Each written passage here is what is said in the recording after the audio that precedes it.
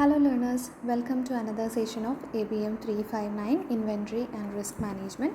So we have learned what is inventory and what is inventory management, the objective scopes and everything is understood. So today we will be discussing on the cost involved in inventory. So before we discuss about the tools or techniques used for the inventory management, we need to understand what are the different kinds of cost involved.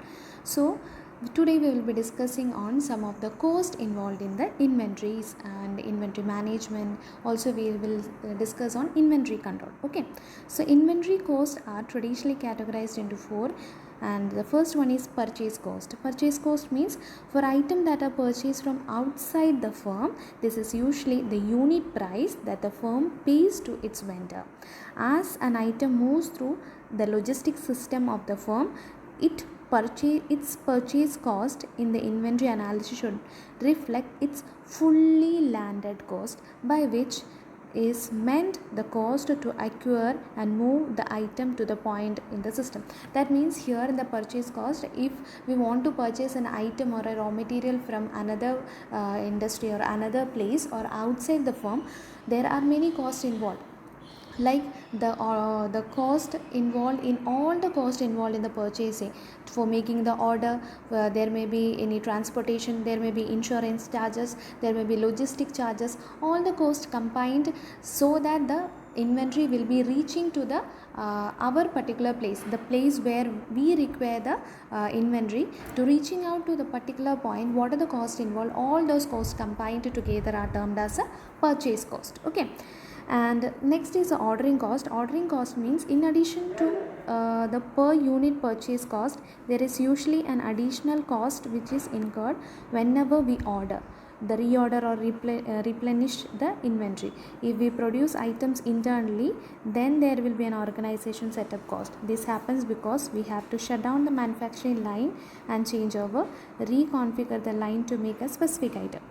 Okay, so what happens here, for each unit for the purchase cost, in addition to the purchase cost, there will be additional cost like ordering cost when we order that, when we reorder that, or when we replenish, when the order is out of stock, then we will be reordering. So there will be a cost involved. Okay, this happens because we have to shut down the manufacturing line and change over, like this is simply the reordering cost. So the ordering cost, the cost incurred for the ordering of the item. Okay, this is the cost involved in processing the order, involving paying the bill, auditing and all these things. Okay, so what is this ordering cost? This is a cost involved other than purchasing, which is for the per unit and for ordering, reordering and replenishment of an inventory. Okay, so if the ordering cost involved, the processing and the cost involved in the processing, also at the same time that involves the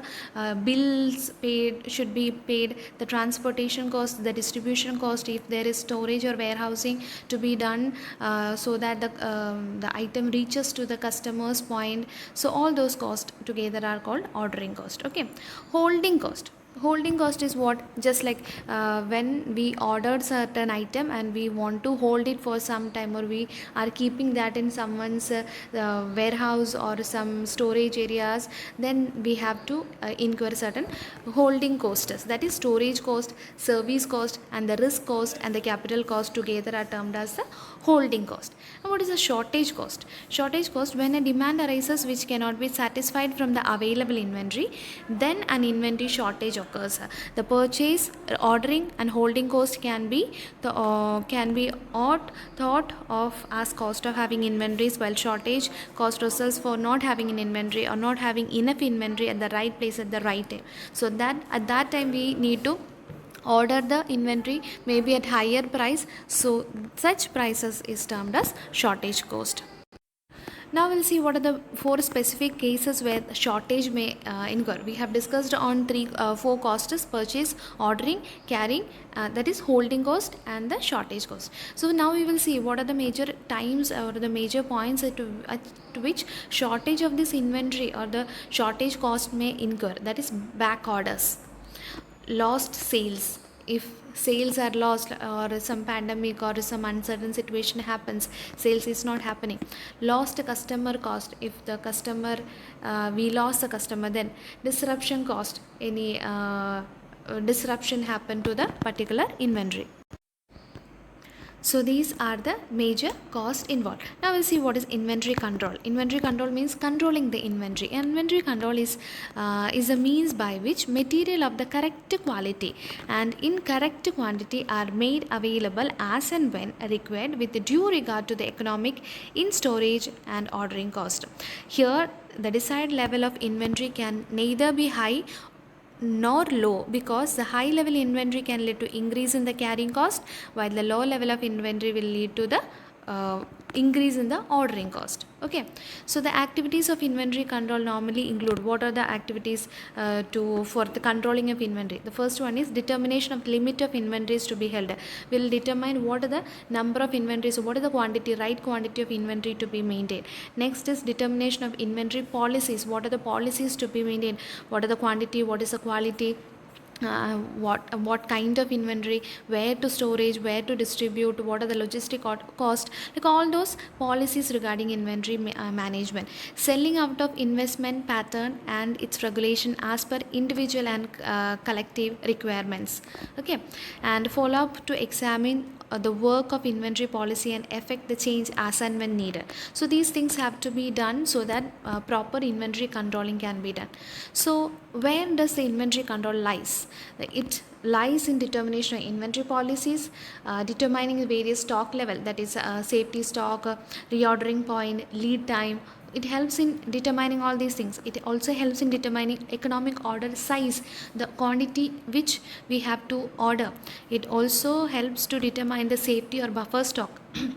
Also determine the lead time, examining the work of inventory policy. So these are the major areas where which we require inventory control, and the application of inventory controls are applied. Now we'll see what are the major objectives of inventory control. First point is to ensure smooth flow of stock. There will not be any disruption. Second, to provide required quality of materials. Third point, to control investments in stock. Next, protection against fluctuating demand. Protection against fluctuations in output. Minimizing the risk of uncertainty, risk of obsolescence, minimization of material cost. So these are the major objectives by which inventory control is maintained. So I hope the concept of inventory control and the cost involved in the inventory management are understood to you all. So by which we conclude the session. Thank you.